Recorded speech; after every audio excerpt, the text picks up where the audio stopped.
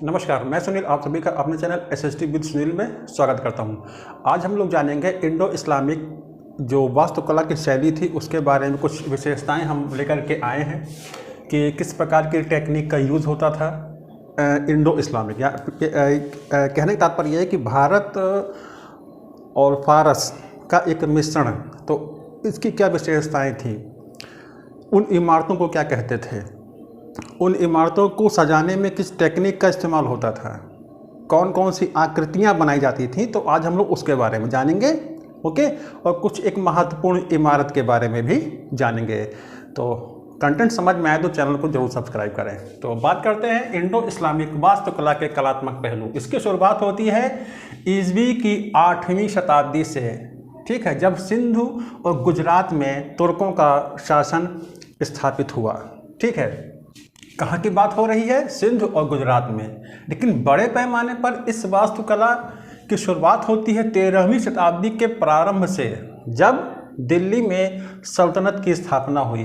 5 वंशों की, गुलाम, खिलजी, तुगलक, सैयद और लोधी वंशों की स्थापना हुई। वहीं से शुरू होता है क्या? बड़े पैमाने पर इंडो इस्लामिक वास्तुकला की शुरुआत होती है। अगर देखा जाए तो हिंदू मान्यता क्या है, कुछ इसके बारे में जान लेते हैं। हिंदू मान्यता है कि ईश्वर सर्वत्र व्याप्त है, इसलिए हिंदू लोग जो थे वो हर प्रकार की सतहों पर प्रतिमाओं और चित्रों को सराहते थे, है ना। हिंदू मानता है कि ईश्वर हर जगह है ना, हर चीज़ जो है सजीव है। तो जहाँ जहाँ पर वो चित्र बनते थे या कोई प्रतिमा बनती थी तो वो उसको सराहते थे, उसको नकारते नहीं थे। लेकिन अब मुस्लिम मान्यता क्या है कि अल्लाह एक है और मोहम्मद जो हैं उनके पैगंबर हैं। इसलिए मुस्लिम किसी भी सजीव रूप की सतह पर, जिसको माना जाता है कि ये एक सजीव रूप है, तो उस पर ये लोग कोई प्रतिकृति या आकृति या प्रतिमा, कोई आर्ट कला नहीं बनाते हैं। इसलिए इन लोगों ने पलस्तर या पत्थर का इस्तेमाल किया और उस पर जो है अरबस्क यानी कि बेल बूटे का काम, जैसे बेल होते हैं, जो मतलब बूटे होते हैं, है ना, लताएं जो होती हैं, उनको बनाया गया, उसको अरबस्क कहते हैं, है ना। प्लस्तर या पत्थर पर इन सब ने अरबस्क, बेल बूटे का काम दिखाया। और इसके अतिरिक्त ज्यामितीय आकृतियां भी बनाई और सुलेखन का प्रयोग किया गया। जैसा कि ताजमहल सभी लोग जानते हैं, उसको सजाने में बहुत चीज़ों का इस्तेमाल हुआ, लेकिन सुलेखन का भी इस्तेमाल हुआ। जैसे कुरान की आयतें, उसको लिखा गया है, जिसकी वजह से जो ताजमहल है उसकी सुंदरता और बढ़ जाती है। ठीक, तो सुलेखन यानी कैलीग्राफी, उसका भी इस्तेमाल बड़े पैमाने पर हुआ। अब बात करते हैं, अनेक प्रकार के छोटे बड़े भवन बनने शुरू हुए। जैसे मस्जिद सभी जानते हैं, जहाँ पर लोग नमाज पढ़ने के लिए जाते हैं। मकबरा होता है जहाँ पर शाही परिवार के लोगों को दफनाया जाता है। यहाँ तक कि सुल्तान, मुगल बादशाहों को भी दफनाया गया, उसको मकबरा कहते हैं। शाही लोगों की समाधियाँ होती हैं मकबरा।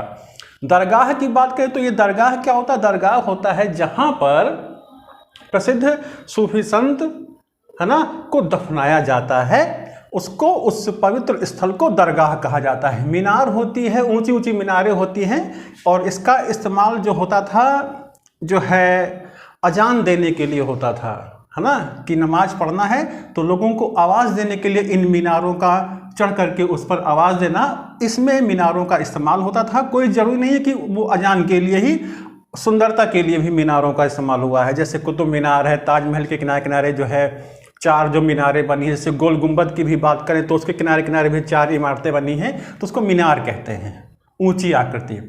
हमाम होता है स्नान गृह ना, जहाँ पर स्नान किया जाता है। बाग, 4 बाग, बहुत सारे, मतलब कि मुगल बादशाहों ने तो बाग पर बड़ा फोकस किया। जैसे लखनऊ में तो 4 बाग है, ऐश बाग है, कैसर बाग है ना, तो आलम बाग भी है।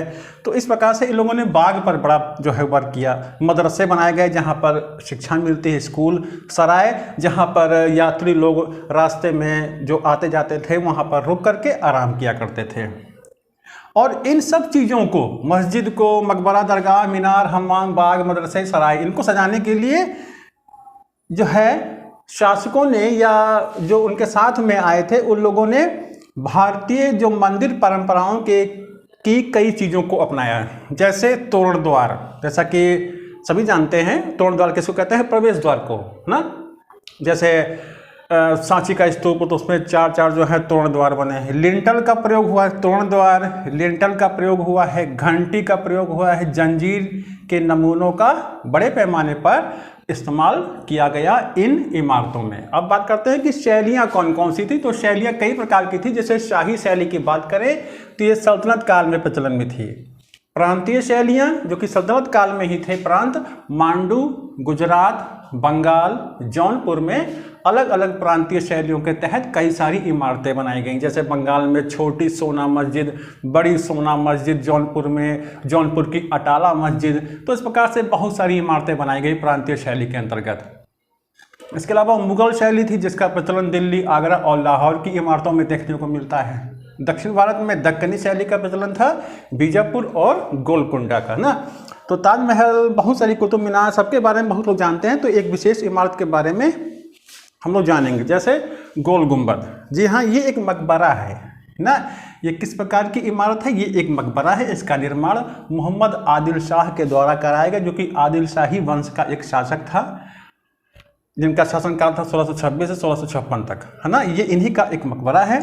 हालांकि बनवाना शुरू किया था लेकिन इस दौरान उनकी मृत्यु भी हो गई थी। तो ये अधूरी इमारत है लेकिन देखने में बहुत ही सुंदर है।